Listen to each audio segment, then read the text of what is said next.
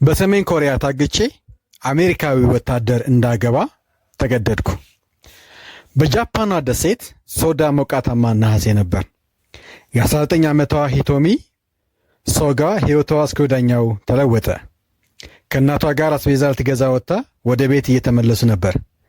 ድንገት 3 ወንዶች ከኋላቸው መጥተው አግተው ወሰዷቸው።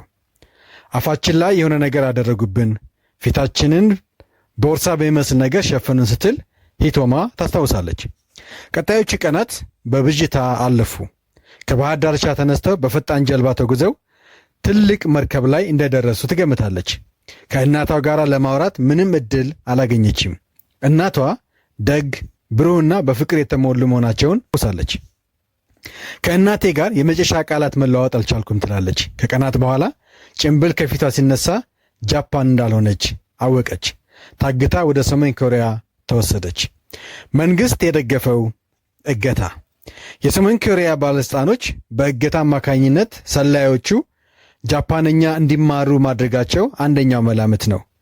ጃፓንኛ ተምረው የሀገሩን ባህል ካወቁ በኋላ ላይ ሰርገው ለመግባት ያግዛል ተብሎ ይታመናል።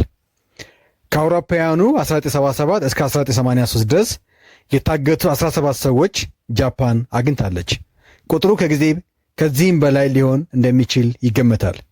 እኔ ኢላማ ተደርጌ ይሁን የአጋጣሚ ጉዳይ አሁን ድረስ አላውቅም ትላለች ሂቶማ። ለመጀመሪያዎቹ 2 ዓመታት በወታደራዊ አጥር ውስጥ ለመኖር ተገዳለች። እናቷ የት እንዳሉ አላወቀችም። ለምን ታግታ እንደተወሰደች ወታደሮችንም አልጠየቀችም። ብትጠይቅም እውነት እንደማይነግሯት ተሰምቷታል። ከአጥር ውጭ ሰማይ ይመለከት ነበር። ጨረቃና ከዋክብት ታይኛል። ጃፓን ያለውን ቤተሰቤን አስቤ አለቅሳለሁ። መቼ አገኛቸው ይሆን ብዬ እተክዛለሁ ትላለች። ፍርሃቱና ብቸኝነት ከባድ ቢሆንም አንድ ቀን ነፃ እወጣለሁ በማለት ተስፋ መቁረጥ አልፈለገችም። ተስፋን ሁሌም በልቤ ውስጥ ይዤ ነበር። ይህ ሁሉ ያልፋል የሚል ተስፋ ነበረኝ። ነገር ግን አልሆነም። በ1980 ከአጥሩ እንድትወጣ ተፈቀደላት። የማታውቀውን ቻርልስ ጀንኪንስ የተባለ አሜሪካዊ ወታደር ማግባት እንዳለባት ተነገራት። የሰሜን ኮሪያ ዋነኛ ጠላት ከሆኑት አገራት ጃፓንና አሜሪካ የመጡ ሰዎች ጥንዶች አድርጎ ማጣመር የፒዮንግያንግ የፕሮፓጋንዳ መሳሪያ ነበር። ወታደሩ በ68 ከርቶ ሰሜን ኮሪያ የገባ ነበር። ከወታደራዊ ቀጠና ውጭ ወደ ሆነው አካባቢ የገባው በቪየትናም ጦርነት እንዲሰለፍ እንደሚገደድ በማመን ነበር። እናም እጁን ለሰሜን ኮሪያ መስጠት ወደ አሜሪካ ላለመመለስ እንደሚያግዘው አምኗል። የሰሜን ኮሪያ ዋነኛ ጠላት ከሆኑት አገራት ጃፓንና አሜሪካ የመጡ ሰዎች ጥንዶች አድርገው ማጣመር የፒዮንግያን የፕሮፓጋንዳ መሳሪያ ነበር። መጀመሪያ የተገናኘንበትን ቀን አስታውሳለሁ። ዝናባማ ቀን ነበር ትላለች። በጣም ፈርቼና ተጨንቄ ነበር ትላለች። ጋብቻውን ለመቀበል አማራጭ አልነበረም። ነገር ግን ለባለቤቷ ጥልቅ ስሜት ሰማት እንደነበር ትናገራለች።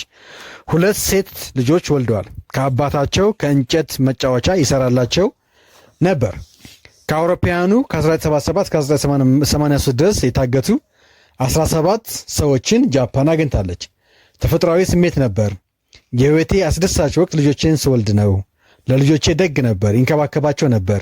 ከእሱ በጣም የምወደው ይህንን ባህሪው ነው ስትል ታስታውሳለች። ጥንዶቹ መደበኛ ደሞዝ ያለው ስራ አልነበራቸውም። የሰሜን ኮሪያ መንግስት ጥብቅ ቁጥጥር ስለሚያደርግባቸው ጊዜያቸውን በነፃነት ማሳለፍ አልቻሉም። ሂቶሚ ጊዜዋን የምታሳልፈው አትክልት በመትከል ነበር። ኮንሰርት፣ ሲኒማ የሚባል ነገር የለም። ምን መዝናኛ የለም። በየቀኑ ፍርሃትና ጭንቀት ይውጠናል። ቤተሰቦቼ መኖራቸው መጽናኛ ሆኖኛል። በ2002 ስለ ሂቶማ መታገት ዓለም ሲሰማ ሕይወታቸው ተለወጠ። በጃፓንና በሰሜን ኮሪያ መካከል ያለውን ግንኙነት ለማሻሻል ውይይት ተካሂዶ ነበር። በውይይቱ ላይ የቀድሞ መሪ ኪም ጆንግ ኢል ከጃፓን ከታገቱ 17 ሰዎች መካከል በ13ቱ እገታ እጃቸው እንዳለበት አመኑ። በሕይወት ያሉት 5ቱ ብቻ መሆናቸው ተገልጾ ነበር። ይህም የሂቶማን እናት አያካትም። እናቷ ወደ ሰሜን ኮሪያ አልገቡም። ሂቶማ ወደ ጃፓን ተመልሳ ለአጭር ጊዜ መጎብኘት እንደምትችል ተነገራት። ጃፓን ያለውን ቤተሰቤን ማየት ፈልግ ነበር። እናቴን የማየት ዕድል ሊኖር ይችላል ብዬ አሰብኩ። ሰሜን ኮሪያ ባለቤቴንና 2 ልጆቼን ተሰናበተች። ጃፓን እህታና አባቷ በጉጉት እየጠበቋት ነበር። በሕይወት መኖሯን ሳያውቁ ቆይተዋል። ስንገናኝ ተቃቅፈን ብዙ አለቀስን። እዚያው ጃፓን ለመቆየት ወሰነች። ባለቤቴንና 2 ልጆችን ያገኛቸው ከ2 ዓመት በኋላ ነው። ባለቤቴ ቻርልስ ጃፓን ቢሄድ በአሜሪካ ወታደሮች እንደሚያዝ በማሰብ ሰሜን ኮሪያ ቆየ። ከጊዜ በኋላ በተደረገ ድርድር አማካኝነት አገር ጥሎ በመሸሽና ጠላትን በማገዝ ክስ ከ20 እስከ 30 ቀናት እንዲታሰር ተፈረደበት። በ2004 ቤተሰቡ በሳዶ ደሴት እንዲኖር ተፈቀደ። ልጆቼ ሳዶ ደሴት ሂደው ባያውቁም የእናታቸው አገር እንደሆነ ስለሚያውቁ ወደዱት ትላለች ሂቶማ።